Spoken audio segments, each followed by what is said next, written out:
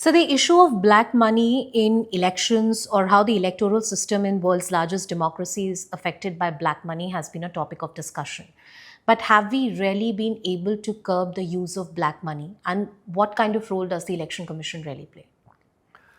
It's strange that this topic is actually now very live as far as the Bar Council elections are concerned. And yesterday, some lawyer met me from Telangana, and he said that money is being traded for every vote, and people are taking spy cameras with them to show to the candidate that they voted in their favor for the purposes of getting money for the vote that they casted in their favor. Now, if this is the level of corruption that we are getting in the election, you can imagine the amount of corruption that is there in a general election where the stakes are much higher.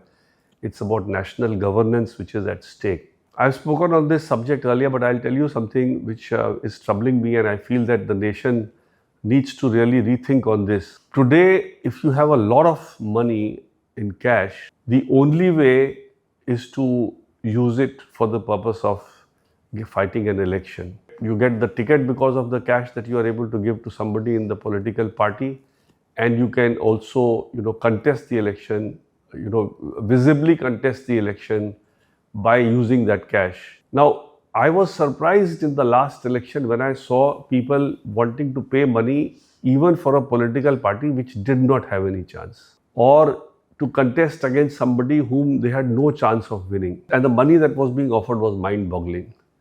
So it made me think that why ultimately is somebody wanting to spend this kind of money to lose an election. Now, if you realize today, in today's day and world, making money or becoming famous are two very different things. You may make a lot of money, it may all be inside your lockers, but nobody knows you in society. That is an identity crisis for many people. So if you have a lot of cash with you, if you are contesting for a political party, even though you know that you will lose, if you use your money to spread your pictures all over the constituency and get sizable number of votes, even if you lose, you become famous in that area. And I'm reminded of this incident where a very wealthy businessman, somebody who's worth 20-30,000 crore, was robbed. But the press carried, that film star's father-in-law robbed. He was no more in films anymore. But he ultimately, in spite of this huge amount of money with him, was not having the kind of famousness which a film star gets. So people are ready to spend money even to lose election in order to be known in that area and in order to be considered as a neta. Now, agar aap neta ban gaye by virtue of spending so much of money, you are now having a certain amount of credibility in society. And that is why I feel that the role of the Election Commission is very, very important. And the Election Commission not only has to curb this cash floating around in the election, which is true for every election, including the bar elections which are happening today, but also to ensure that the political parties are not using this method of distributing money, especially after the elections have been notified. What was the whole basis of having a period when the elections are notified that no government schemes will be announced? Why would not a road be inaugurated or a public importance project be inaugurated after the airport would not be announced, or a factory or a industry which is to be set up by the government would not be announced when the elections are notified? The purpose was you don't want a political party to get an advantage over the other political parties by doing this very close to the election. Now, if the Election Commission permits disbursals of money after the elections are notified, when the code of conduct has come into place, then I think the Election Commission is also a party to this corrupt practice which is being done in this country. Because no political party can oppose the disbursal of money, because the moment a political party says don't give money to women, it definitely is to lose votes of the women. So it is the Election Commission only which can take a stand in such matters, and the credibility of the Election Commission can only be restored if the Election Commission is very proactive and ensures that in every which way, whether it be a government scheme or whether it be a actual cash disbursal, that does not happen during the election.